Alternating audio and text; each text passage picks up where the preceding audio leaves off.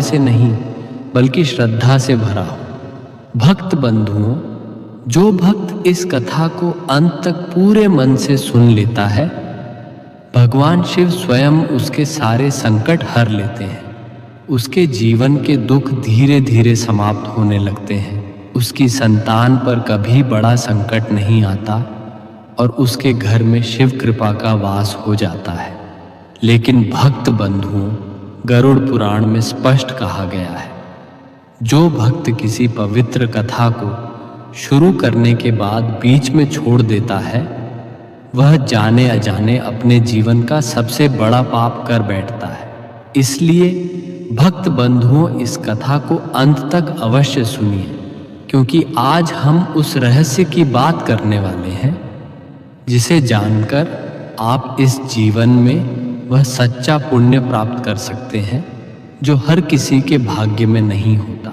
आप वास्तव में भाग्यशाली हैं, क्योंकि आज आपको यह शिव कथा सुनने का अवसर प्राप्त हुआ है। यह अवसर केवल उसी को मिलता है जिस पर पहले से ही महादेव की कृपा बनी होती है। तो भक्त बंधुओं, कथा आरंभ करने से पहले अपने मन को शांत कीजिए, अपने हृदय में शिव का स्मरण कीजिए और कमेंट में पूरे भाव से हर हर महादेव अवश्य लिखिए, ताकि नाम जप के साथ इस दिव्य कथा का शुभारंभ हो सके। आइए भक्त बंधुओं, अब इस शिव कथा को पूर्ण श्रद्धा और विश्वास के साथ सुनना प्रारंभ करें। बहुत समय की बात है, विंध्याचल की पहाड़ियों के बीच बसा हुआ सोनपुरी राज्य अपनी सुंदरता और समृद्धि के लिए पूरे आर्यावर्त में प्रसिद्ध था। सोनपुरी के राज सिंहासन पर राजा चेतन विराजमान था। जब चेतन का राज्य अभिषेक हुआ था, तब प्रजा ने बड़े हर्षोल्लास के साथ उत्सव मनाया था, क्योंकि उन्हें लगा था कि उन्हें एक न्यायप्रिय राजा मिला है। किंतु समय के साथ सत्ता की शक्ति ने चेतन के मन को बदल दिया। राजा चेतन के पास वह सब कुछ था जो एक मनुष्य के स्वप्न में होता है।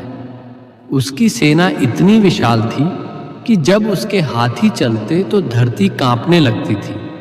उसके खजाने में इतना सोना, हीरा और जवाहरात भरा था कि कई पीढ़ियां भी उसे समाप्त नहीं कर सकती थी। परंतु जैसे जैसे धन बढ़ता गया, चेतन के हृदय की कोमलता और धर्म के प्रति उसकी निष्ठा लुप्त होती गई। उसके भीतर का राजा मर गया और एक अहंकारी राक्षस जाग उठा। सोनपुरी की प्रजा, जो कभी राजा के नाम पर आशीर्वाद देती थी, अब उसके नाम से कांपने लगी थी। राजा चेतन ने राज्य में करों का बोझ इतना बढ़ा दिया था कि किसानों के पास बीज बोने के लिए भी अन्न नहीं बचता था। वो विलासिता में इतना डूब गया था कि उसे अपने महल के झरोखों से प्रजा की सिसकियां सुनाई नहीं देती थी। उसे केवल अपने दरबार के चाटुकारों की प्रशंसा और मदिरा के पात्रों की कनक ही भाती थी। चेतन का मानना था कि संसार में दया और करुणा कमजोरों के लक्षण हैं। वो अक्सर अपने दरबार में कहता, भगवान शिव ने शक्ति मुझे दी है, तो इसका अर्थ है कि मैं ही इस राज्य का भाग्य विधाता हूं। जो झुकेगा नहीं वह टूटेगा, जो कर नहीं देगा वह दंड पाएगा। राजा का क्रोध बिजली की तरह गिरता था। यदि किसी गरीब किसान ने एक दिन की देरी से भी लगान चुकाया, तो राजा के सैनिक उसके घर को जला देते और उसके मवेशियों को छीन लेते थे। भक्तों, सोनपुरी की वह पावन धरती, जहां कभी वेदों के मंत्र गूंजते थे, अब वहां हाहाकार मचा हुआ था। राजा ने धर्म के नाम पर होने वाले सभी आयोजनों पर रोक लगा दी थी। उसने घोषणा करवा दी थी कि कोई भी व्यक्ति उसकी आज्ञा के बिना मंदिर नहीं जाएगा और ना ही किसी साधु संत को भिक्षा देगा। उसका कहना था कि प्रजा की मेहनत का हर अंश केवल राजा के खजाने में आना चाहिए। राजा चेतन की क्रूरता केवल अपने राज्य तक सीमित नहीं थी। वो पड़ोसी राज्यों पर बिना किसी ठोस कारण के आक्रमण कर देता था। उसकी सेनाएं गांवों में आग लगा देती, खलिहानों को उजाड़ देती और मासूम लोगों को बंदी बना लेती। युद्ध जीतना उसके लिए मात्र एक खेल था और उन विजयों के बाद होने वाला उत्सव रक्त और आंसुओं की बुनियाद पर खड़ा होता था। एक बार की घटना है। सोनपुरी के एक अत्यंत वृद्ध ब्राह्मण जो महादेव के अनन्य भक्त थे, राजा के दरबार में अपनी पीड़ा लेकर आए। उनकी एकमात्र गौ माता को राजा के सैनिकों ने छीन लिया था। उस वृद्ध ने हाथ जोड़कर कहा, हे राजन, वह गाय ही मेरे जीवन का आधार है। उसी के दूध से मैं महादेव का अभिषेक करता हूं और अपना पेट पालता हूं। कृपया वे गाय मुझे लौटा दें। राजा चेतन जोर से हंसा और बोला, वृद्ध, तुम्हारे महादेव ने तुम्हें गाय दी थी, पर अब वो राजा की है। यदि तुम्हारे महादेव इतने ही शक्तिशाली हैं, तो उनसे कहो कि वे स्वयं आकर अपनी गाय ले जाएं। मेरे दरबार में भीख मांगने की आवश्यकता नहीं है। उस वृद्ध ब्राह्मण की आंखों में आंसू थे, पर उनकी वाणी में तेज था। उन्होंने जाते जाते बस इतना कहा, राजन, याद रखना, महादेव के न्याय की लाठी में आवाज नहीं होती। जिस शक्ति पर तुम्हें आज गर्व है, वही तुम्हारी बर्बादी का कारण बनेगी। परंतु चेतन पर इन बातों का कोई प्रभाव नहीं पड़ा। उसका अहंकार इतना बढ़ चुका था कि उसने उस वृद्ध को अपमानित कर दरबार से निकलवा दिया। राजा अब स्वयं को मनुष्य से ऊपर समझने लगा था। वो प्रजा के कष्टों को अपनी विजय के प्रतीक के रूप में देखता था। उसके मंत्री और सभासद जो सत्य जानते थे, वे भी उसके क्रोध के डर से मौन रहते थे। सोनपुरी की गलियों में अब सन्नाटा पसरा रहता था। बच्चे अपने घरों से बाहर निकलने में डरते थे। माताओं की लोरी में अब डर का स्वर होता था। गांव-गांव में लोग छिपकर महादेव की पूजा करते और प्रार्थना करते कि हे प्रभु, इस आतताई राजा से हमारी रक्षा करो।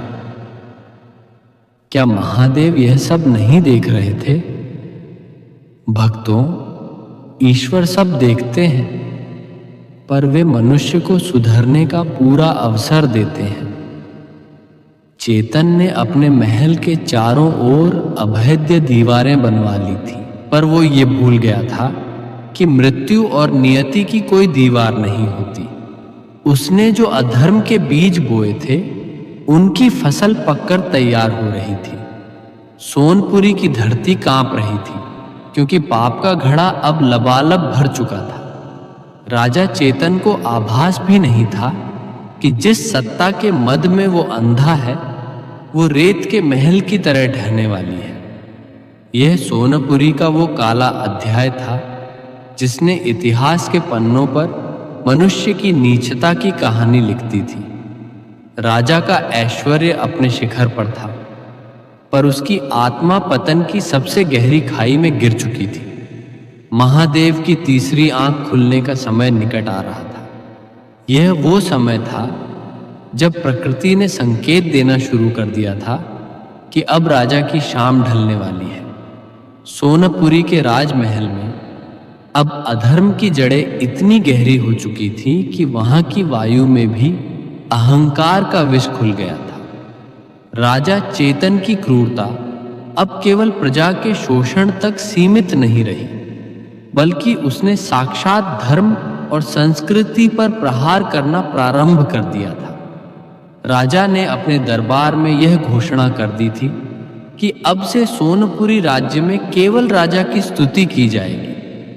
मंदिरों के घंटे अब प्रभु की आरती के लिए नहीं, बल्कि राजा के आगमन की सूचना देने के लिए बजने लगे थे। एक दिन विंध्याचल की कंदराओं से तपस्या करके आए कुछ परम सिद्ध संत सोनपुरी की सीमा पर पहुंचे। यह वे संत थे जिन्होंने अपना सारा जीवन लोक कल्याण और महादेव के ध्यान में व्यतीत किया था। जब वे नगर में प्रविष्ट हुए तो उन्होंने देखा कि वहां की गलियों में उदासी और भय का वास है। बच्चों की खिलखिलाहट गायब थी और लोग आपस में बात करने से भी कतरा रहे थे। संतों को यह समझते देर नहीं लगी कि इस राज्य का रक्षक ही अब भक्षक बन चुका है। वे सिद्ध संत सीधे राजा चेतन के दरबार में पहुंचे। दरबार में उस समय भोग विलास का वातावरण था। राजा मदिरा के नशे में चूर नर्तकियों का नृत्य देख रहा था। संतों के आगमन से दरबार में एक क्षण के लिए सन्नाटा छा गया। उनके मस्तक पर भस्म का तेज और आंखों में सत्य की चमक थी। मुख्य संत ने अपना हाथ उठाकर राजा को संबोधित किया। राजन, तुम किस अंधकार में डूबे हो? यह राज्य, यह धन और यह शरीर सब नश्वर है। जिस प्रजा के रक्त पर तुम यह उत्सव मना रहे हो, वही रक्त एक दिन तुम्हारे पतन की कहानी लिखेगा। उठो राजन, अभी भी समय है। महादेव की शरण में जाओ और अपने पापों का प्रायश्चित करो। राजा चेतन, जो नशे और सत्ता के मध्य में अंधा था, संतों की यह वाणी सुनकर अट्टहास करने लगा। उसने अपने सिंहासन से उठकर संतों का उपहास उड़ाते हुए कहा, ओ सन्यासियों, तुम मुझे ज्ञान देने आए हो। तुम जो भिक्षा मांगकर अपना पेट पालते हो, तुम मुझे बताओगे कि राजधर्म क्या है? मेरे पास लाखों की सेना है, अपार धन है और मैं इस राज्य का साक्षात ईश्वर हूँ। तुम्हारे महादेव ने मुझे यह सब दिया है या नहीं, यह मैं नहीं जानता, पर मैं इतना जानता हूँ कि आज मेरे आदेश पर तुम्हारा सर धड़ से अलग किया जा सकता है। दरबार के मंत्री और दरबारी थरथर कांपने लगे। संतों ने शांत स्वर में कहा, अहंकार जब मनुष्य की बुद्धि को ढक लेता है तो उसे साक्षात मृत्यु भी खिलौना लगती है। राजन, तुम उस महादेव का अपमान कर रहे हो जिसकी एक दृष्टि मात्र से ब्रह्मांड का सृजन और प्रलय होता है। सावधान हो जाओ, क्योंकि प्रकृति का कोप अब तुम्हारे द्वार पर खड़ा है। चेतन का क्रोध अब सीमा पार कर चुका था। उसने अपने सैनिकों को आदेश दिया, इन भिखारियों को बंदी बना लो, इन्हें कोड़ों से पीटो और इनकी झोलियां छीनकर उनमें पत्थर भर दो। इन्हें दिखाओ कि सोनपुरी में राजा के अतिरिक्त किसी और की महिमा गाना अपराध है। भक्तों, वह दृश्य अत्यंत पीड़ादायक था। जिन संतों का देवताओं ने भी सम्मान किया था, उन्हें राजा के क्रूर सैनिकों ने जंजीरों में जकड़ लिया। उन्हें नगर की सड़कों पर घसीटा गया। प्रजा अपनी खिड़कियों से यह सब देख रही थी। उनकी आंखों में आंसू थे, पर होठों पर ताले जड़े थे। मुख्य संत ने अपमान सहते हुए भी राजा को श्राप नहीं दिया, अपितु करुणा भरे स्वर में कहा, राजन, हम तो महादेव के दास हैं, हमें कोई कष्ट नहीं पहुंचा सकता, पर तुमने आज जो अपराध किया है उसका दंड स्वयं महाकाल देंगे। तुम्हारी यह सोने की लंका राख हो जाएगी और तुम्हें जल की एक बूंद के लिए तरसना होगा। संतों को राज्य की सीमा से बाहर फेंक दिया गया, पर उनके जाने के साथ ही सोनपुरी का सौभाग्य भी चला गया। उसी रात से प्रकृति ने अपना भयानक रूप दिखाना शुरू किया। बिना किसी बादल के आसमान में बिजली कड़कने लगी। राजा के सबसे प्रिय हाथी ने अचानक पागल होकर अपने ही महावत को कुचल दिया। महल की दीवारों पर काली छाया दिखाई देने लगी, किंतु चेतन का हृदय इतना कठोर हो चुका था कि उसने इन संकेतों को भी अनदेखा कर दिया। उसने सोचा कि यह मात्र सहयोग है। उसने अपने दमन चक्र को और तेज कर दिया। उसने आदेश दिया कि नगर के बीचों बीच स्थित महादेव के प्राचीन मंदिर को तोड़कर वहां उसका विजय स्तंभ बनाया जाए। जब मजदूरों ने मंदिर की ईंटों पर चौध की, तो मंदिर के गर्भगृह से काली छींटियों और सांपों का सैलाब निकल पड़ा।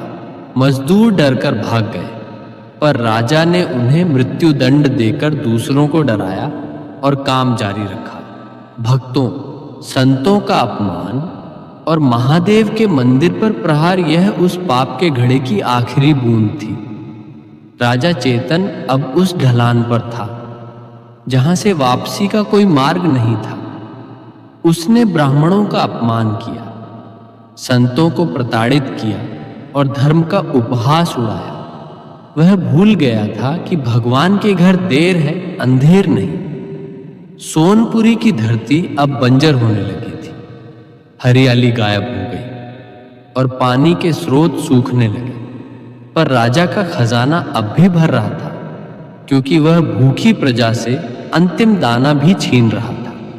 अधर्म अब अपनी पराकाष्ठा पर था। राजा चेतन के महल में अब गीदड़ रोने लगे थे, जो आने वाले सर्वनाश की सूचना दे रहे थे। पर राजा अपने अहंकार के राजसी कक्ष में सोया हुआ था, ये जानते हुए भी कि काल की पदचाप अब उसके बहुत समीप पहुंच चुकी है।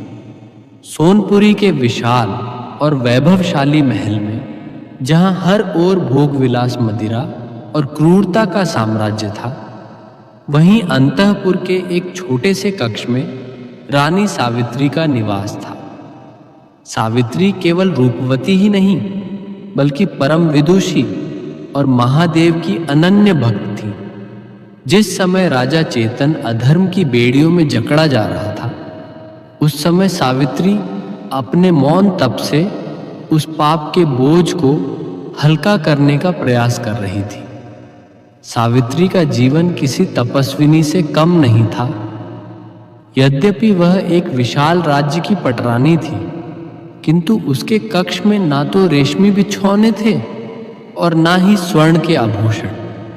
उसने राजसी सुखों का त्याग कर दिया था। वो केवल एक साधारण सूती वस्त्र धारण करती और भूमि पर शयन करती थी। उसके कक्ष के मध्य में साक्षात महादेव का एक श्वेत शिवलिंग स्थापित था, जिसकी सेवा ही उसके जीवन का एकमात्र ध्येय बन चुका था। राजा चेतन अक्सर सावित्री के इस व्यवहार पर क्रोधित होता था। वो उसके कक्ष में आता और उपहास उड़ाते हुए कहता, सावित्री, तुम इस राज्य की रानी हो, क्या तुम्हें लज्जा नहीं आती कि तुम एक भिखारिन की तरह इस पत्थर के सामने बैठी रहती हो? देखो मेरा वैभव, देखो मेरी शक्ति। तुम्हारे ये महादेव तुम्हें क्या देंगे? यदि तुम मेरे साथ महफिल में चलो तो सारा संसार तुम्हारे कदमों में होगा। सावित्री अपनी आंखें बंद किए हुए मंद स्वर में उत्तर देती, स्वामी, यह वैभव और शक्ति उस रेत के महल की तरह है जो काल की एक ही लहर में ढह जाएंगे। आप जिसे शक्ति कह रहे हैं, वह आपके अहंकार का बोझ है। मैं यहाँ केवल आपके लिए प्रार्थना कर रही हूँ। जिस दिन आपका यह मद टूटेगा, उस दिन आपको समझ आएगा कि शांति केवल इन चरणों में है। सावित्री का तप मौन था। वो राजा से कभी विवाद नहीं करती थी। जब राजा प्रजा पर अत्याचार करता, तो सावित्री गुप्त रूप से अपने हिस्से का अन्न और धन गरीबों में बंटवा देती थी।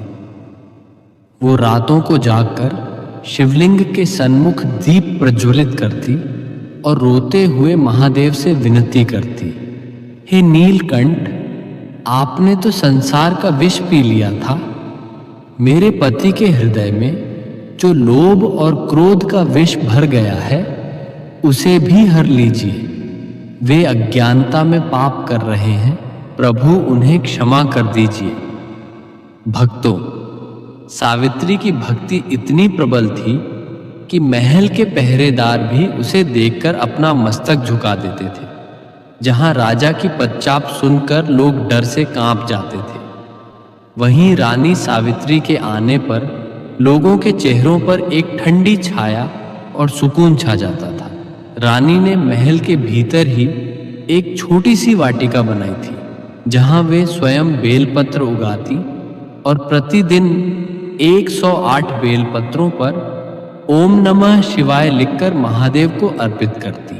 एक बार राजा चेतन ने संतों के अपमान के बाद क्रोध में आकर सावित्री के शिवलिंग को महल से बाहर फेंकने का आदेश दिया। उसने चिल्लाकर कहा, इस पत्थर की वजह से तुम मेरी बात नहीं सुनती, आज इसे मैं नदी में फेंकवा दूंगा। जैसे ही सैनिकों ने उस शिवलिंग को स्पर्श करने का प्रयास किया, पूरे महल की धरती जोर से हिलने लगी, दीवारें चटकने लगीं और आकाश से भयंकर गर्जना हुई। सैनिक भयभीत होकर पीछे हट गए। सावित्री शांत भाव से उठी और राजा के सामने जाकर खड़ी हो गई। उसने कहा, स्वामी, यह शिवलिंग नहीं, यह मेरा विश्वास है। इसे आप बाहर तो क्या अपने मन से भी नहीं निकाल पाएंगे। जिस दिन आप इसे तोड़ेंगे, उस दिन आपका अस्तित्व भी समाप्त हो जाएगा। राजा उस समय डर के मारे पीछे हट गया, किंतु उसके मन का द्वेष कम नहीं हुआ। सावित्री ने अपने भोजन में नमक का त्याग कर दिया था। वे केवल कंद मूल और जल ग्रहण करती थी। उसकी देह अत्यंत दुर्बल हो गई थी, किंतु उसके मुख पर एक अलौकिक तेज था। वे राजा के पापों का प्रायश्चित अपने शरीर को कष्ट देकर कर रही थी। जब राजा शिकार पर जाता या मासूम लोगों को बंदी बनाता, तो सावित्री उतने ही अधिक मंत्रों का जाप बढ़ा देती। वे जानती थी कि अधर्म का सूर्य अब ढलने वाला है और आने वाला समय अत्यंत भयानक होगा। महल के भीतर षड्यंत्र रचने वाले और राजा के चाटुकार रानी सावित्री से घृणा करते थे, क्योंकि उनकी पवित्रता उनके पापों को उजागर करती थी। किंतु सावित्री ने कभी किसी का बुरा नहीं चाहा। वे महादेव के उस सिद्धांत पर चलती थीं कि शिव हर जीव में बसते हैं। भक्तों, सावित्री का यह मौन तभी था जिसने साक्षात महाकाल को मजबूर कर दिया कि वे चेतन का पूर्ण विनाश करने के बजाय उसे सुधारने का एक अंतिम अवसर दें। यह भाग हमें सिखाता है कि परिवार में यदि एक भी व्यक्ति सच्चे मन से धर्म के मार्ग पर हो, तो वे पूरे कुल की रक्षा के लिए ढाल बन सकता है। सावित्री वो ढाल थी जो चेतन और ईश्वर के दंड के बीच खड़ी थी। परंतु नियति का अपना चक्र है। पाप का घड़ा जब लबालब भर जाता है, तो वे छलकने ही वाला होता है। सावित्री की प्रार्थनाएं अब चेतन की आत्मा को झंझोरने लगी थी, किंतु चेतन का अहंकार उसे झुकने नहीं दे रहा था। अब वे समय आ गया था जब काल का बुलावा राजा के द्वार पर पहुंचने वाला था और सावित्री की आंखों के आंसू अब रक्त में बदलने वाले थे। सावित्री का तप अब अपनी चरम सीमा पर था। उसने अन्न जल का पूर्ण त्याग कर दिया था और केवल एक ही रट लगाए बैठी थी, हर हर महादेव प्रभु रक्षा करो। उसे आभास हो गया था कि राजा के जीवन की संध्या आ गई है। एक रात जब राजा अपने कक्ष में बहुमूल्य मदिरा और संगीत के आनंद में डूबा था, अचानक उसके सीने में एक ऐसी भयानक जलन और पीड़ा उठी मानो हजारों बिच्छुओं ने एक साथ डंक मार दिया हो। राजा के हाथ से स्वर्ण का पात्र छूटकर गिर पड़ा और वो तड़पते हुए भूमि पर आ गिरा। राजा की चीख सुनकर पूरे महल में हड़कंप मच गया। अंगरक्षक और सैनिक दौड़े आए। राजा का मुख नीला पड़ गया था और वह सांस लेने के लिए तड़प रहा था। देखते ही देखते राज्य के सबसे बड़े हकीमों और वैद्यों को बुलाया गया। स्वर्ण मुद्राओं के ढेर लगा दिए गए और राजा ने हाँफते हुए कहा, जो मुझे इस दर्द से बचाएगा उसे मैं आधा राज्य दे दूंगा।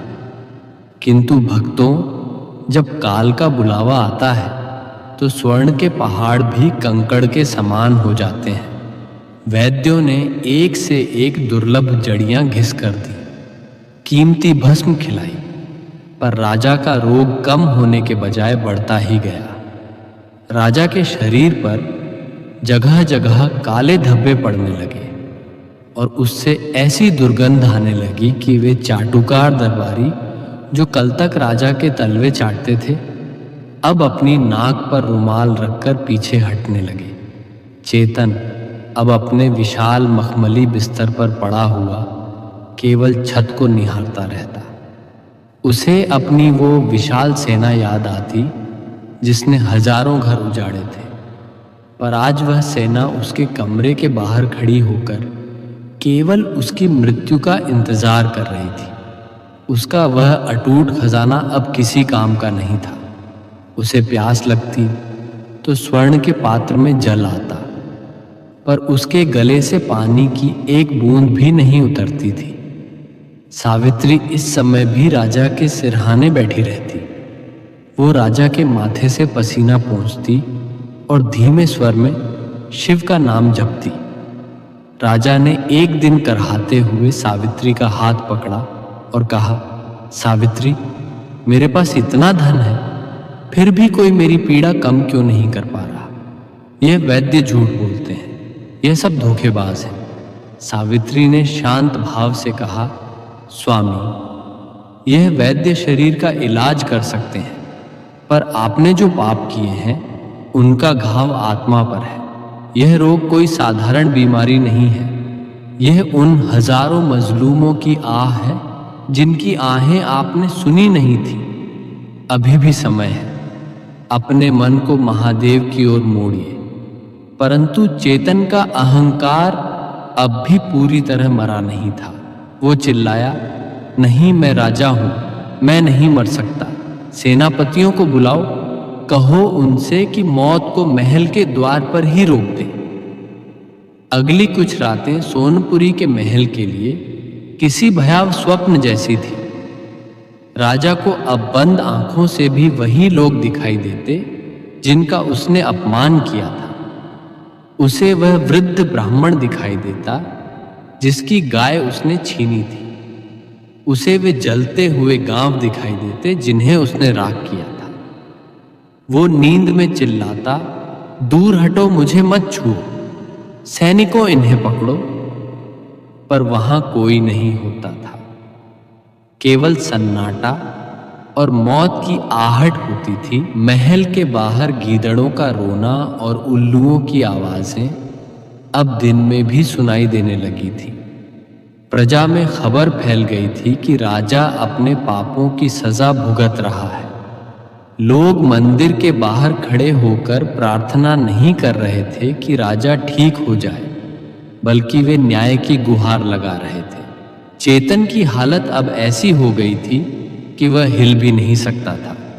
उसके होंठ सूख कर काले पड़ गए थे। अंतिम दिन जब सूर्य ढल रहा था, पूरे महल में एक अजीब सी ठंडक छा गई। दीपकों की लौ नीली पड़ गई। सावित्री ने देखा कि राजा की पुतलियां ऊपर चढ़ गई हैं। चेतन ने अंतिम बार सावित्री को देखा। उसकी आंखों में वह भयानक डर था जो केवल उन लोगों को होता है जिन्होंने जीवन भर अधर्म किया हो। वो कुछ बोलना चाहता था, शायद माफी मांगना चाहता था, पर शब्द उसके गले में ही घुट गए। एक लंबी हिचकी के साथ राजा चेतन का शरीर शांत हो गया। सोनपुरी का वो शक्तिशाली, क्रूर और अभिमानी राजा अब केवल मांस का एक ढेर मात्र रह गया था। जैसे ही प्राण निकले, महल के उन रत्नों की चमक फीकी पड़ गई जिन्हें उसने लूट कर इकट्ठा किया था। भक्तों, यह मृत्यु का तांडव हमें याद दिलाता है कि हम चाहे कितने भी ऊंचे पथ पर क्यों ना पहुंच जाएं, अंत में हमें उसी मिट्टी में मिलना है। राजा चेतन की वो सेना, वो महल और वो सिंहासन वहीं रह गए। राजा ने सोचा था कि वह अमर है, पर काल ने सिद्ध कर दिया कि अहंकार का अंत सदा मिट्टी में ही होता है। अब शुरू होने वाली थी चेतन की वो यात्रा जहां ना कोई राजा था, ना कोई प्रजा, जहां केवल एक नग्न आत्मा थी और उसके सामने खड़े थे यमराज के दूत। जैसे ही राजा चेतन के प्राण बखेरू उड़े, महल में चीख पुकार मच गई। किंतु उस देह के भीतर बैठा जो अहंकार था वो अब एक सूक्ष्म प्रेत रूप में अपने ही शव के पास खड़ा था। चेतन की आत्मा ने देखा कि उसकी रानी सावित्री रो रही है, किंतु उसके सेनापति और मंत्री पहले ही खजाने की चाबियों के लिए आपस में लड़ने लगे हैं। उसे पहली बार बोध हुआ कि जिन लोगों के लिए उसने पाप किए वे तो केवल उसके वैभव के साथी थे। तभी कक्ष का वातावरण बर्फीला हो गया। दीवारों से दो विशाल और भयानक छाया उभरी। ये यमराज के दूत थे। उनके हाथ में जलती हुई लोहे की जंजीरें थीं और उनकी आंखें अंगारों की तरह दहक रही थीं। चेतन की आत्मा चिल्लाई, ठहरो, तुम जानते नहीं मैं कौन हूं। मैं सोनपुरी का महाराजा चेतन हूं। सैनिकों, इन दूतों को बंदी बना लो। यमदूतों ने एक भयानक अट्टहास किया। उनकी आवाज बिजली कड़कने जैसी थी। एक दूत बोला, मूर्ख चेतन, यहां ना कोई राजा है ना कोई रंक। यहां केवल तेरे पापों का हिसाब है। चल, यमराज के दरबार में तेरा लेखा जोखा तैयार है। उन्होंने वो जलती जंजीर चेतन की आत्मा के गले में डाल दी। जैसे ही जंजीर ने उसकी आत्मा को छुआ, चेतन को हजारों बिच्छुओं के डंक मारने जैसी पीड़ा हुई। यमलोक का मार्ग अत्यंत दुर्गम और भयावह था। वहां न सूरज की रोशनी थी न चांद की शीतलता। चारों ओर केवल अंधकार था और उस अंधकार में उन लोगों की चीखें गूंज रही थीं जिन्होंने जीवन भर अधर्म किया था। चेतन को उन कांटों भरे रास्तों पर घसीटा गया जिनसे उसके सूक्ष्म शरीर से रक्त की धारा बहने लगी। उसे प्यास लगी तो उसने पानी मांगा, किंतु यमदूतों ने उसे गर्म तेल जैसी खौलती हुई मदिरा पिला दी। चलते चलते वे एक ऐसी नदी के तट पर पहुंचे जिसे देखकर चेतन की रूह कांप गई। यह थी भयानक वैतरणी नदी। इस नदी में पानी नहीं था, बल्कि रक्त, पीप, सड़े हुए मांस और विष्ठा का सैलाब बह रहा था। उसमें बड़े बड़े मगरमच्छ और भयानक कीड़े तैर रहे थे जो किनारे खड़ी आत्माओं को नोच रहे थे। यमदूतों ने चेतन को धक्का देकर उस नदी में डाल दिया। चेतन चिल्लाया, बचाओ, कोई मुझे बचाओ। सावित्री, तुम कहाँ हो? महादेव, मुझे बचा लीजिए। जैसे ही उसने महादेव का नाम लिया, उसे सावित्री की वह बातें याद आई जब वह कहती थी कि दान पुण्य ही अंत में साथ जाता है। चेतन ने देखा कि उस नदी में कुछ आत्माएं सुखपूर्वक एक नाव पर बैठकर पार हो रही थी। उसने पूछा, वे लोग कौन हैं जो इतने आराम से जा रहे हैं? यमदूत ने उत्तर दिया, अभाग्य चेतन, वे लोग हैं जिन्होंने धरती पर गाय दान की थी, जिन्होंने प्यासों को पानी पिलाया था और भूखों को भोजन दिया था। उनके पुण्यों ने उन्हें यह नाव दी है, पर तूने तो केवल दूसरों का छीना है। इसलिए तुझे इस गंदगी और कीड़ों के बीच तैर कर ही पार होना होगा। वैतरणी नदी के भीतर उन लोगों के चेहरे चेतन के सामने आने लगे जिनका उसने अहित किया था।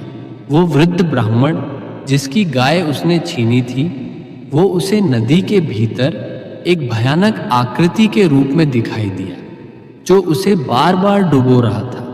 चेतन को महसूस हुआ कि जिस धन के लिए उसने यह सब किया, वो धन अब उसे एक पल की शांति भी नहीं दे सकता था। हजारों वर्षों की पीड़ा के समान वह मार्ग बीत रहा था। चेतन को अब समझ में आ रहा था कि अकेलापन क्या होता है।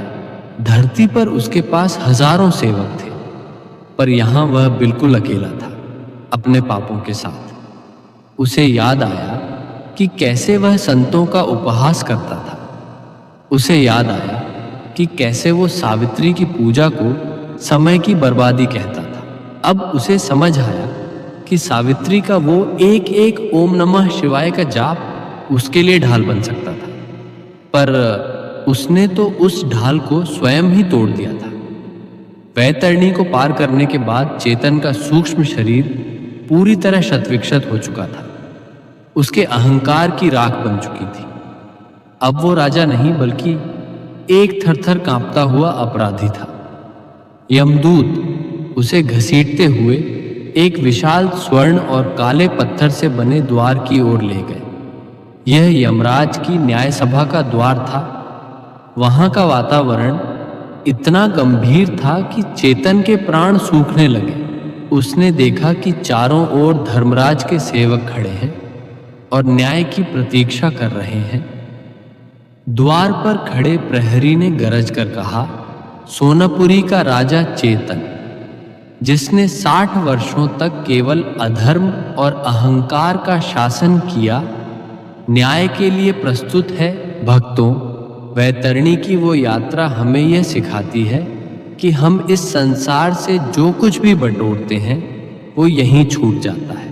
केवल हमारे कर्म ही उस पार हमारे साथ जाते हैं। चेतन ने जीवन भर मुट्ठी बंद रखी थी, इसलिए हम उसके हाथ खाली थे।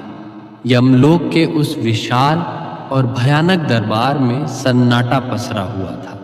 ऊंचे सिंहासन पर स्वयं धर्मराज यमराज विराजमान थे, जिनके नेत्रों में न्याय की ऐसी चमक थी कि अधर्मी आत्माएं उन्हें देख भी नहीं सकती थी। उनके ठीक बगल में बैठे थे चित्रगुप्त, जिनके हाथों में वो विशाल पुस्तक थी जिसमें संसार के हर जीव के हर पल का लेखा जोखा दर्ज होता था। जैसे ही चेतन को जंजीरों में जकड़कर वहां लाया गया, यमराज ने गंभीर स्वर में कहा, चित्रगुप्त, इस आत्मा का विवरण प्रस्तुत किया जाए। यह सोनपुरी का अधिपति रहा है, जिसने प्रजा की रक्षा का वचन लेकर शासन किया था। चित्रगुप्त ने अपनी दिव्य पुस्तक के पन्ने पलटे। जैसे ही पन्ने पलटे, दरबार की दीवारों पर चेतन के जीवन की घटनाएं किसी चलचित्र की तरह दिखाई देने लगीं। चित्रगुप्त ने कहना शुरू किया, प्रभु, इस जीव का नाम चेतन है। इसने अपने जीवन के 60 वर्षों में सत्ता का ऐसा दुरुपयोग किया है जिसकी मिसाल मिलना कठिन है।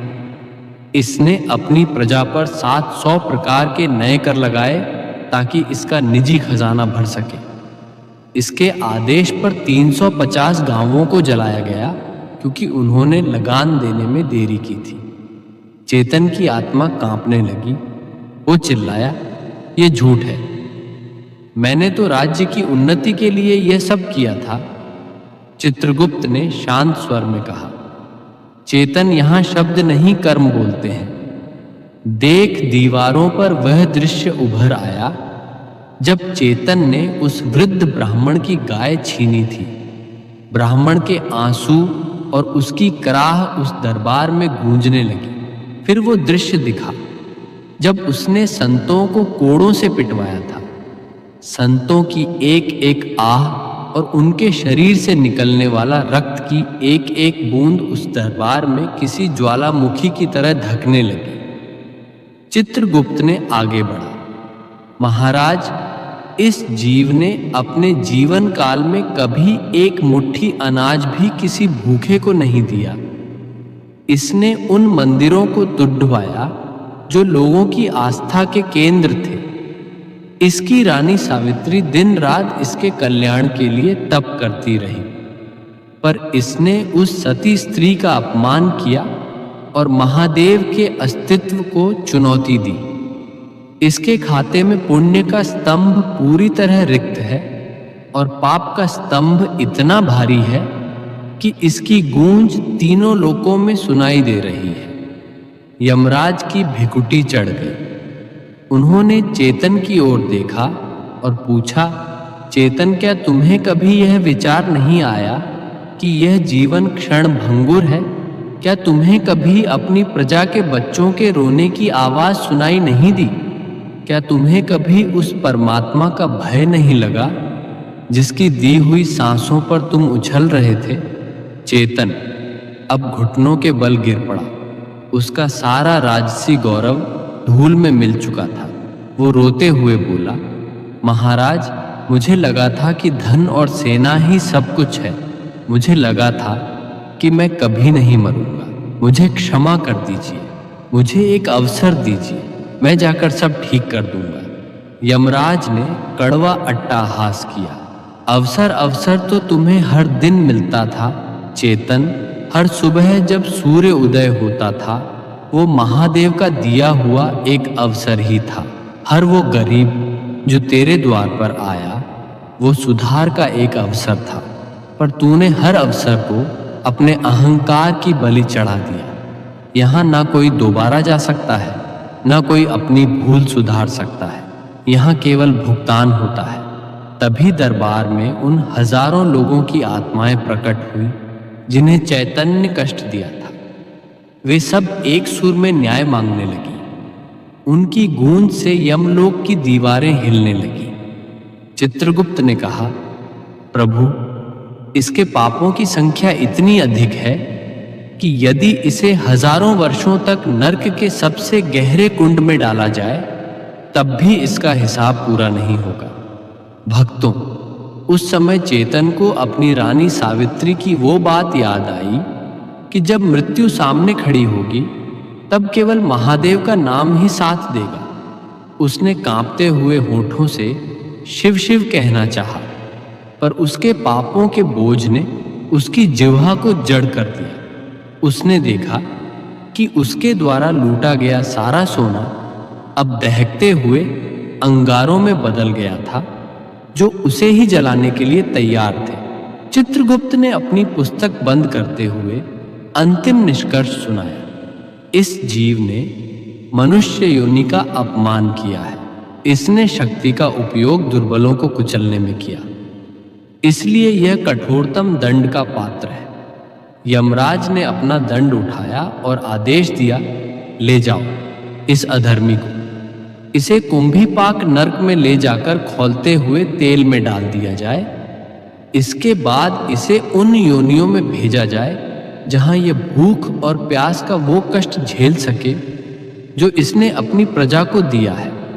इसका अहंकार जब तक राख ना हो जाए, इसे चैन की एक सांस भी ना मिले। चेतन को यमदूत फिर से घसीटने लगे। वह चिल्लाता रहा, विनती करता रहा, पर वहां उसकी सुनने वाला कोई नहीं था। उसके कर्मों की गूंज ही उसके कानों में शोर मचा रही थी। प्यारे भक्तों, चित्रगुप्त का वह लेखा जोखा हमें चेतावनी देता है कि हम जो कुछ भी आज कर रहे हैं वह कहीं ना कहीं दर्ज हो रहा है। हम दुनिया से झूठ बोल सकते हैं, पर उस दिव्य पुस्तक से कुछ भी छिपा नहीं सकते। चेतन की वह मुट्ठी जो जीवन भर बंद रही, अब न्याय की मार झेलने के लिए खुली थी। यमदूतों ने चेतन की आत्मा को घसीटते हुए नर्क के उस द्वार पर पहुंचाया जहां से कुंभी बाक नर्क की लपटें दिखाई दे रही थीं। खौलते हुए तेल के कड़ाहों से उठती चीखें चेतन के हृदय को चीर रही थी। वो थरथर कांप रहा था। जैसे ही दूतों ने उसे उस अग्निकुंड में फेंकने के लिए हाथ उठाया, अचानक पूरे यमलोक में एक दिव्य प्रकाश फैल गया। वो प्रकाश इतना शीतल और तेजस्वी था कि नर्क की अग्नि भी ठंडी पड़ने लगी। यमराज अपने सिंहासन से उठकर खड़े हो गए और अपना मस्तक झुका लिया। वहां साक्षात देवों के देव महादेव प्रकट हुए। उनके गले में मुंडमाल थी जो हजारों सूर्यों से भी अधिक शीतल थी। यमराज ने हाथ जोड़कर कहा, प्रभु, इस महापापी चेतन के लिए आप स्वयं पधारे। इसके पापों का घड़ा तो भर चुका है। महादेव ने अत्यंत गंभीर और गूंजते हुए स्वर में कहा, धर्मराज, न्याय तुम्हारा अधिकार है, किंतु करुणा मेरा स्वभाव है। मैं यहाँ चेतन के पुण्यों के कारण नहीं, बल्कि उसकी पत्नी सावित्री के उस तप के कारण आया हूँ जो वह आज भी धरती पर बैठकर कर रही है। उसने अपने पति की आत्मा के उद्धार के लिए अपना सर्वस्व मुझे समर्पित कर दिया है। महादेव चेतन की ओर मुड़े। चेतन साक्षात मृत्युंजय को अपने सामने देखकर जड़ हो गए। महादेव ने उसे संबोधित किया, चेतन अपनी आंखें खोलो। और इस वैभव को देखो जो तुम साथ लाए हो। चेतन ने अपनी सूक्ष्म दृष्टि से स्वयं को देखा। उसने देखा कि उसके हाथ रिक्त हैं, उसका शरीर घायल है और उसकी मुट्ठी खुली हुई है। महादेव ने मंद मुस्कान के साथ कहा, चेतन, संसार में तुम्हारी मुट्ठी सदा बंद रहती थी। तुमने धन को पकड़ा, सत्ता को पकड़ा, अहंकार को पकड़ा, पर देखो यहाँ आते ही वह मुट्ठी स्वयं खुल गई। तुमने जो कुछ भी मुट्ठी में बंद किया था वह वहीं धूल में मिल गया। मनुष्य की सबसे बड़ी भूल यही है कि वह सोचता है कि जो उसने पकड़ कर रखा है वही उसका है, किंतु सत्य यह है कि जो उसने बांट दिया केवल वही उसका अपना होता है। चेतन महादेव के चरणों में गिर पड़ा। वो फूट फूट कर रोने लगा। उसने कहा, हे त्रिलोकीनाथ, मुझे क्षमा कर दीजिए। मैं अंधा था। मैंने पत्थरों को हीरा समझा और आपके चरणों की धूल को मिट्टी।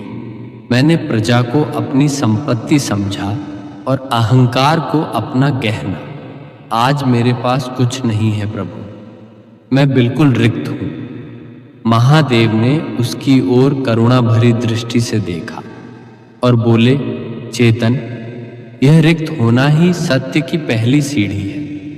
जब तक मनुष्य का मन अपने अहंकार से भरा होता है तब तक उसमें मेरी करुणा का स्थान नहीं होता। तुमने जो पाप किए उनका फल तो तुम्हें भोगना ही होगा, क्योंकि कर्म का विधान अटल है। किंतु सावित्री की प्रार्थना ने तुम्हारे लिए प्रायश्चित का एक द्वार खोल दिया है। महादेव ने यमराज की ओर देखते हुए कहा, धर्मराज, इसे नर्क की यंत्रणा दी जाए, किंतु इस शर्त पर कि इसे हर पीड़ा के साथ यह एहसास हो कि यह पीड़ा उसने दूसरों को दी थी। जब इसका पश्चाताप पूर्ण होगा तब इसे पुनः एक अवसर दिया जाएगा। फिर महादेव ने चेतन को एक महान सत्य समझाया, जिसे हम रिक्त मुट्ठी का सत्य कहते हैं। महादेव ने कहा, चेतन मनुष्य जब जन्म लेता है तब उसकी मुट्ठी बंद होती है, जैसे वह कुछ लेकर आया हो, और जब वह मरता है तब उसके हाथ फैले होते हैं, जैसे वह कह रहा हो कि देखो, मैं सब कुछ यहीं छोड़कर जा रहा हूं। तुमने जीवन भर मुट्ठी बंद रखी, इसलिए तुम्हारी आत्मा आज दरिद्र है। यदि तुमने एक भी बार अपनी मुट्ठी दान के लिए खोली होती तो आज तुम्हें यहां नाव मिलती, जंजीरें नहीं। महादेव के शब्दों ने चेतन के भीतर के अंधकार को काट दिया। यद्यपि उसे नर्क जाना था, पर अब उसके मन में महादेव के प्रति विश्वास जाग चुका था। उसने जान लिया था कि सत्ता का मद एक स्वप्न था और असली जागृति तो ईश्वर की शरण में है। भगवान शिव वहां से अंतर्ध्य हो गए।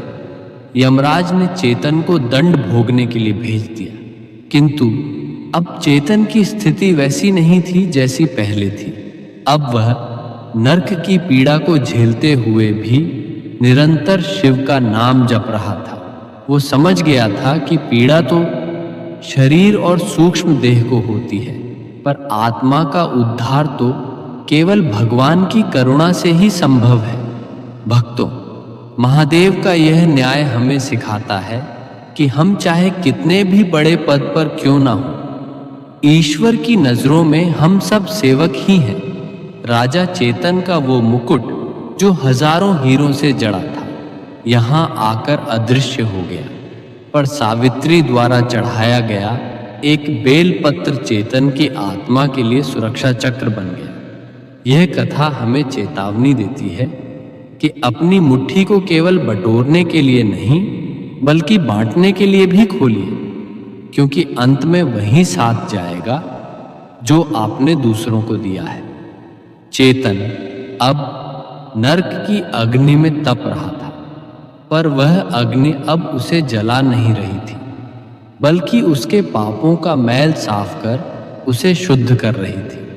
ये महादेव की वह लीला थी जहां दंड भी एक वरदान बन गया था, क्योंकि जब तक अहंकार पूरी तरह राख नहीं होता तब तक मोक्ष का मार्ग प्रशस्त नहीं होता। यमदूतों ने महादेव की आज्ञा के अनुसार चेतन को नर्क के उस हिस्से में ले जाकर छोड़ दिया जिसे अस्पत्र वन कहा जाता है। यहाँ के वृक्षों के पत्ते लोहे की पैनी तलवारों जैसे थे। जैसे ही चेतन वहां से निकलने की कोशिश करता, वे पत्ते उसके सूक्ष्म शरीर को चीर देते। पीड़ा इतनी तीव्र थी कि चेतन हजारों बार मरता और फिर जीवित हो जाता। किंतु इस बार एक बड़ा परिवर्तन था। पहले वह डर से चिल्लाता था, पर अब वह हर प्रहार के साथ उन लोगों को याद करता था जिन्हें उसने अपनी तलवारों से काट दिया था। उसे याद आया वो दिन जब उसने एक निर्दोष किसान के घर को जला दिया था, क्योंकि वह समय पर लगान नहीं दे पाया था। जैसे ही उसे यह याद आया, नर्क की भूमि धकते हुए कोयलों में बदल गई और चेतन के पैर जलने लगे। चेतन चिल्लाया नहीं, बल्कि उसकी आंखों से पश्चाताप के अश्रु बह निकले। उसने कहा, प्रभु, यह पीड़ा तो बहुत कम है। मैंने तो उस किसान के बच्चों को भी बेघर कर दिया था। मुझे और दंड दीजिए ताकि मेरा यह काला मन साफ हो सके। भक्तों, यही वो क्षण था जब यंत्रणा प्रायश्चित में बदल गई। यमदूत भी यह देखकर चकित थे कि जिस चेतन को वे घसीट कर लाए थे, वह अब स्वयं दंड स्वीकार कर रहा था। उसे कुंभीपाक नर्क के उस खौलते तेल के गड्ढा के पास ले जाया गया। तेल के ऊपर उठती भाप ही उसकी खाल उधेड़ने के लिए पर्याप्त थी। जैसे ही उसे तेल में डाला गया, उसे वो वृद्ध ब्राह्मण याद आया जिसकी गाय उसने छीनी थी। उसे याद आया कि कैसे उसने उस ब्राह्मण की प्यास और भूख का उपहास उड़ाया था। चेतन ने उस खौलते तेल के भीतर हाथ जोड़ लिए और महादेव का ध्यान करने लगा। उसे महसूस हुआ कि जैसे जैसे वह अपने एक एक पाप को याद कर उसे स्वीकार कर रहा है, तेल की वह जलन उसे जला तो रही है, पर उसके भीतर की बेचैनी को कम कर रही है। नर्क के नियमानुसार चेतन को उन सभी योनियों का कष्ट एक साथ भोगना पड़ रहा था जिन्हें उसने सताया था। वो कभी उस प्यासे हिरण की पीड़ा महसूस करता जिसे उसके सैनिकों ने मनोरंजन के लिए मार गिराया था, तो कभी उस विधवा स्त्री की तड़प जिसे उसने महल से धक्के देकर निकलवा दिया था। पश्चाताप की यह अग्नि चेतन के अहंकार को धीरे धीरे राख कर रही थी। उसे अब समझ आ रहा था कि सत्ता का सुख क्षणिक था, किंतु उसका परिणाम अनंत काल की पीड़ा है। वो नर्क के उस अंधेरे में भी रानी सावित्री के उस मौन तप को याद करता। उसे महसूस होता कि जब भी वह महादेव का नाम लेता है, एक ठंडी लहर उसके जलते हुए शरीर को छूकर गुजरती है। ये सावित्री की प्रार्थनाओं का ही प्रभाव था जो नर्क की अग्नि को भी सहनीय बना रही थी। कई युगों जैसी लंबी अवधि तक चेतन ने यह यातना झेली। उसके मुख से अब अपशब्द नहीं, बल्कि केवल प्रार्थनाएं निकलती थीं। उसने यमदूतों से कहा, हे दूतों, मुझे और भी गहरे नर्क में ले चलो। मैं चाहता हूं कि मेरे भीतर अधर्म का एक अंश भी शेष ना रहे। मैं उस प्रकाश के योग्य बनना चाहता हूं जो महादेव ने मुझे दिखाया था। चेतन की यह विनम्रता देखकर यमराज की न्याय सभा में खलबली मच गई। चित्रगुप्त ने देखा कि चेतन के पापों का वह भारी बोझ अब हल्का होने लगा है। नर्क की आग ने उसके अभिमान, क्रोध, लोभ और मोह को जलाकर भस्म कर दिया था। अब वह राजा चेतन नहीं था, वो केवल एक चेतना थी जो अपनी भूलों को सुधारने के लिए व्याकुल थी। भक्तों, ये भाग हमें सिखाता है कि कष्ट हमें बर्बाद करने के लिए नहीं, बल्कि हमें जगाने के लिए आते हैं। राजा चेतन का वो शरीर जिसे वो इत्र और रेशम से सजाता था, वो तो मिट गया। पर उसकी वो आत्मा जो मैली हो चुकी थी, अब नर्क के इस भीषण तप के बाद कुंदन की तरह चमकने के लिए तैयार थी। एक दिन जब चेतन पूर्णतः शुद्ध हो गया, यमदूतों ने उसे उस कड़ा से बाहर निकाला। उसकी आकृति अब डरावनी नहीं थी, बल्कि उसमें एक सौम्यता आ गई थी। यमराज ने प्रकट होकर कहा, चेतन, तुमने अपने पापों का दंड भोग लिया है। तुम्हारी आत्मा अब उस मैल से मुक्त है जिसने तुम्हें अंधा कर दिया था। अब समय आ गया है कि तुम्हें एक नया अवसर दिया जाए।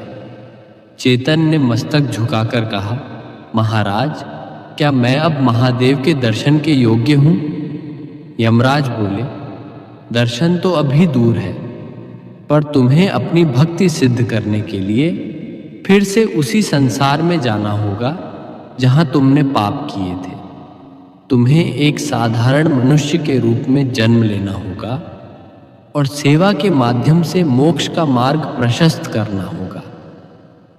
यह सुनकर चेतन की आंखों में खुशी के आंसू आ गए। उसे राज्य नहीं चाहिए था, उसे वैभव नहीं चाहिए था, उसे तो बस एक और जीवन चाहिए था ताकि वह उन लोगों की सेवा कर सके जिन्हें उसने कभी सताया था। प्यारे भक्तों, राजा चेतन की यह यातना हमें चेतावनी देती है कि हम अपने जीवन में जो भी बुरा करते हैं उसकी कीमत हमें चुकानी ही पड़ती है। पर यदि हृदय में सच्चा पश्चाताप हो तो वही नर्क स्वर्ग की पहली सीढ़ी बन जाता है। चेतन ने उस अग्नि में खुद को तपाया और अब वो एक नया मनुष्य बनने के लिए तैयार था। सोनपुरी का वो क्रूर राजा अब मर चुका था और एक नया सेवक जन्म लेने वाला था। ये महादेव की वो अद्भुत लीला थी जिसमें पापी को नष्ट करने के बजाय उसके भीतर के पाप को नष्ट कर दिया गया। यमराज की आज्ञा और महादेव की करुणा से चेतन की आत्मा को पुनः मृत्यु लोक में भेजा गया, किंतु इस बार वो किसी राजमहल में नहीं, बल्कि उसी सोनापुरी राज्य की एक अत्यंत निर्धन बस्ती में एक साधारण बालक के रूप में जन्मा। उसका नाम रखा गया राघव। राघव का परिवार इतना निर्धन था कि उन्हें 2 समय की रोटी के लिए भी कड़ा संघर्ष करना पड़ता था। जिस चेतन ने कभी स्वर्ण के पात्रों में 56 भोग किए थे, आज वही राघव एक सूखी रोटी के टुकड़े के लिए भी ईश्वर का धन्यवाद करता था। पिछले जन्म की स्मृतियां उसकी चेतना में धुंधली थी, पर उसके स्वभाव में एक ऐसी विनम्रता और सेवा भाव था जो उस बस्ती के लिए अजूबा था। राघव जैसे जैसे बड़ा हुआ, उसके भीतर एक ही धुन सवार रहती, सेवा।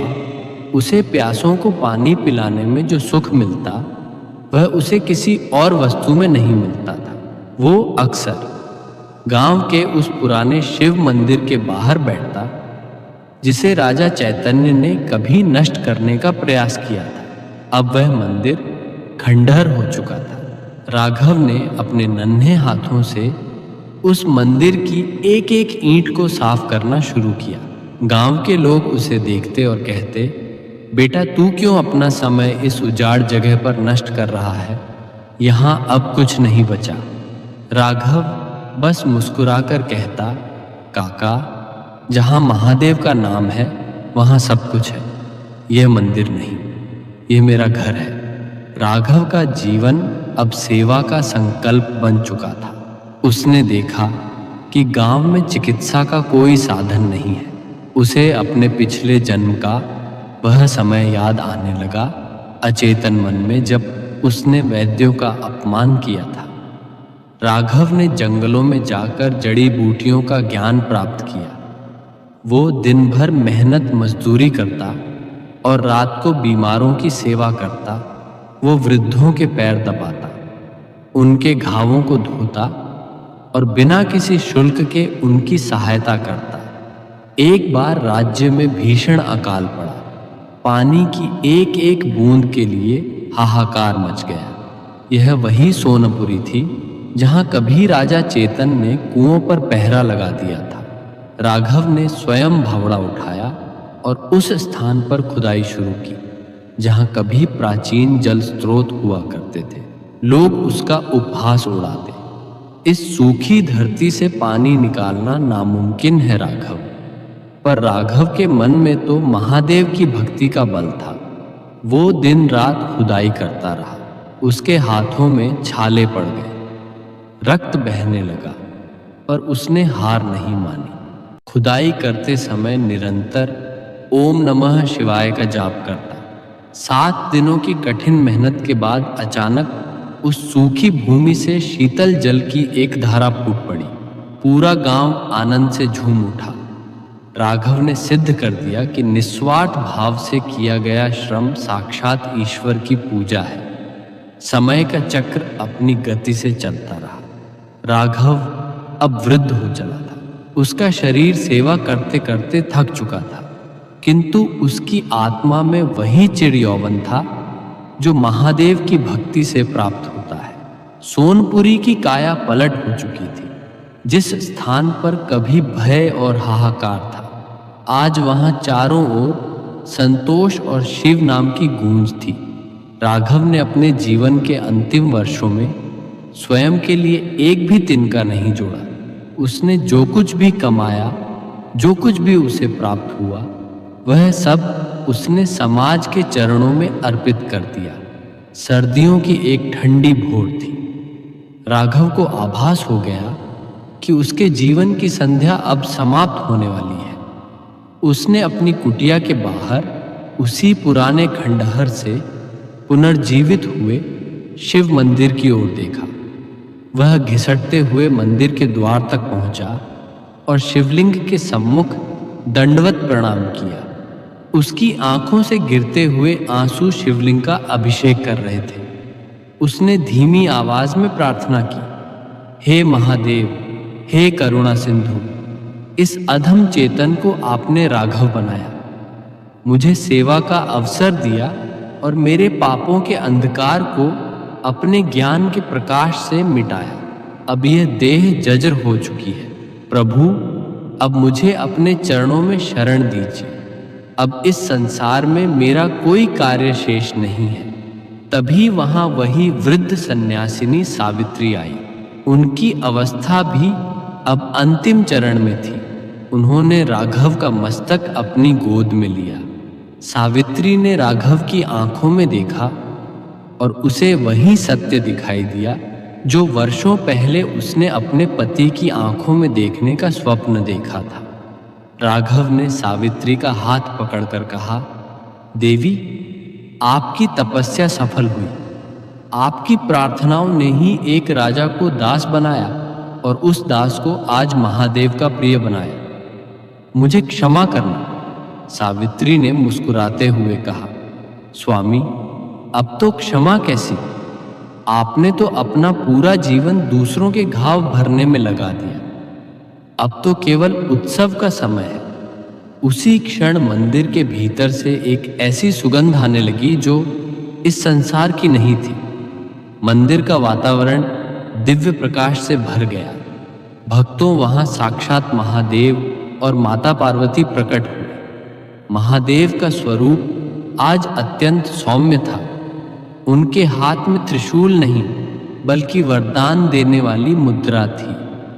महादेव ने राघव को संबोधित किया, उठो राघव, उठो चेतन, तुम्हारी यात्रा पूर्ण हुई। तुमने नरक की पीड़ा को भी धैर्य से सहा और मनुष्य जन्म की कठिनाइयों को भी सेवा समझकर स्वीकार किया। तुमने उस रिक्त मुट्ठी के सत्य को चरितार्थ कर दिखाया। तुमने सिद्ध कर दिया कि एक पापी भी यदि सच्चे मन से प्रायश्चित करे तो वह महान संत बन सकता है। महादेव के स्पर्श मात्र से राघव का वृद्ध और थका हुआ शरीर एक दिव्य तेजोमय स्वरूप में बदल गया। उसकी जंजीरें, उसके घाव और उसके पुराने जन्म के सारे कलंक पल भर में भस्म हो गए। महादेव ने कहा, चेतन संसार तुम्हें एक क्रूर राजा के रूप में भूल जाएगा किंतु राघव के रूप में तुम अनंत काल तक भक्तों के हृदय में जीवित रहोगे। तुम्हारी यह गाथा युगों युगों तक मनुष्य को अधर्म से धर्म की ओर आने की प्रेरणा देगी। तभी आकाश से पुष्पों की वर्षा होने लगी और देवग हर हर महादेव का जयघोष करने लगे। राघव की आत्मा एक दिव्य ज्योतिपुंज बनकर महादेव के हृदय में विलीन हो गई। सावित्री ने भी उसी क्षण अपना शरीर त्याग दिया और वह सती अपनी साधना के फल स्वरूप शिवलोक को प्रस्थान कर गई। सोनपुरी के लोगों ने देखा कि मंदिर के शिखर से एक अद्भुत प्रकाश निकला और सीधा आकाश की ओर चला गया। उस दिन के बाद से उस गांव में कभी कोई दुखी नहीं रहा। राघव द्वारा स्थापित किए गए सेवा केंद्र आज भी चल रहे हैं, जहां आने वाले हर भूखे को भोजन मिलता है और हर दुखी को सांत्वना। भक्त बंधुओं, राजा चेतन की यह कथा हमें सबसे बड़ी शिक्षा यह देती है कि अहंकार और धन का मद केवल श्मशान के द्वार तक साथ देता है। जिस सत्ता के लिए उसने हजारों की हत्याएं की, वो उसे नर्क ले गई, पर जिस सेवा के लिए उसने अपना सर्वस्व त्यागा, वो उसे साक्षात शिवलोक ले गई। आज भी जब हम अपनी मुट्ठी बंद करते हैं और केवल मेरा मेरा करते हैं, तो हमें राजा चेतन का वो भयानक अंत याद करना चाहिए। और जब हमारा मन किसी की सहायता के लिए आगे बढ़ता है, तो हमें राघव का वो दिव्य स्वरूप स्मरण करना चाहिए। भगवान शिव केवल मंदिर के पत्थर में नहीं, बल्कि हर उस भूखे के पेट में है जिसे आप भोजन देते हैं, हर उस प्यासे के कंठ में है जिसे आप जल पिलाते हैं, और हर उस पीड़ित के आंसुओं में है जिसे आप पूछते हैं। चेतन की कथा यहाँ समाप्त होती है, पर इसका संदेश अमर है। अपनी मुट्ठी खोलिए, दान दीजिए, प्रेम बांटिए और गर्व का त्याग कीजिए, क्योंकि जब हिसाब की घड़ी आएगी तो चित्रगुप्त की पुस्तक में केवल वही लिखा मिलेगा जो आपने दूसरों के लिए किया होगा। भक्त बंधुओं, आप भी आज जिस स्थिति में हैं, जो दुख या सुख भोग रहे हैं, वह कहीं न कहीं आपके पुराने प्रारब्ध के कारण ही है।